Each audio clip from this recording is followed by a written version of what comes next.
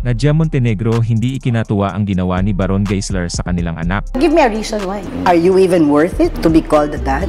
So asan doon ang intention mo magkaroon ng relationship o gusto mo ng views? Gusto mo mapag-usapan o gusto mo mag-promote? Pero bago ang lahat, kung ikaw ay bago sa aking channel, huwag kalimutan na mag-subscribe at i-click ang notification bell for more trending news.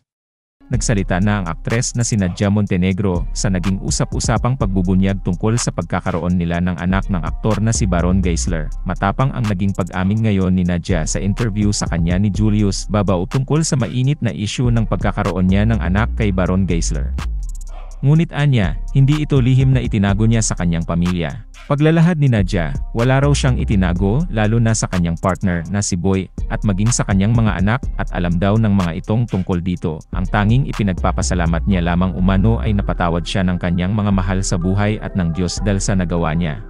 Hindi ko to itinago sa mga taong dapat nakakaalam. Hindi ko rin to itinago sa mga mahal ko sa buhay. Hindi ko tinago sa anak ko. Hindi ko tinago kay Boy. Hindi ko tinago sa mga kapatid ko. Gayunpaman, hindi niya raw ikinatuwa ng kumalat ang balita tungkol dito dahil ramdam na ramdam daw niyang ginamit lamang ito ni Baron para sa pansariling interes, kaya naman hindi nila ito nagustuhan. Kasi isang beses pa lang sila nagkita tapos biglang in-announce na agad. So asan doon ang intention mo magkaroon ng relationship o gusto mo ng views? Gusto mo mapag-usapan o gusto mo mag-promote? Ilagay mo sa tama kung anong intention mo kasi ramdam na ramdam ko. Matatandaan na inamin ni Baron sa kauna-unahang pagkakataon ang tungkol sa nauna niyang anak na babae nang makapanayam ito ni OG Diaz. Dito kinumpirma ng batikang talent manager na kilala niya ang ina ng napakagandang anak ni Baron na ngayon ay 16 na taong gulang na. Anya pa, hindi umano maidedeni na anak nga ito ng aktor dahil sa malaking pagkakahawig.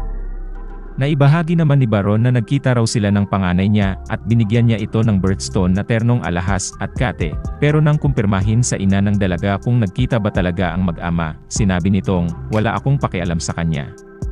Wala akong alam na ganyan. Hindi kami nagkakausap, hindi ko siya sinusundan, hindi ko siya pina-follow at huwag na huwag niya akong gagamitin dahil may pelikula siyang ipalalabas." Kaya naman dahil din sa bigla ang pag-anunsyo, di umano ni Baron tungkol dito, ay tila ayaw na rin ngayon ng anak nila na magkaroon ng relationship sa aktor bilang tunay nitong ama. Sinabi rin ni Nadia na bagamat hindi ito totoong anak ng partner niyang si Boy, tinuring daw nitong totoong anak ang anak nila ni Baron, kaya lumaki ito na punong-puno ng pagmamahal at respeto sa tao na nagbigay sa kanya ng pangalan at nagpaaral sa kanya.